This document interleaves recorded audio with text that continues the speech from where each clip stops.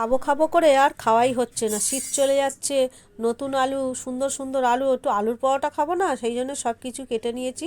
ধনেপাতা, পেঁয়াজ, টমেটো সবাই তো জানেন, আর বলার কিছু নেই। এই যেখানে ধনেপাতাও কেটে নিয়েছি। ছেলে বলল কিছু করতে হবে না মা, এর সাথে একটু ধনেপাতা চাটনি করলেই খেয়ে ফেলবো। বাঁধাকপি করছি কিন্তু বলছে না এই দিয়েই খাবো। তো যাই হোক, এর মধ্যে ধনেপাতার মধ্যে একটু রসুন কাঁচা লঙ্কা দিয়ে আমি একটু চাটনি বানিয়ে নিলাম। একটু নুন দিলাম আর একটু লেবু দিয়ে দিলাম। এর মধ্যে তেঁতুল দিলেও খুব ভালো লাগে, কিন্তু তেঁতুল নেই, তাই একটু লেবু দিয়ে নিচ্ছি। আর আমি যে আলুটা মাখবো এর মধ্যেও আমি মানে টক যেটা দেবো, আজকে আমচুর পাউডার নেই, সেই জন্যে আমি আটার মধ্যেই লেবুটা দিয়ে মেখে নিলাম। পুরটার মধ্যে লেবুটা দিলে না জল জল হয়ে যায়, আর মানে যখন পরোটা করব তখন খালি ফেটে যায়।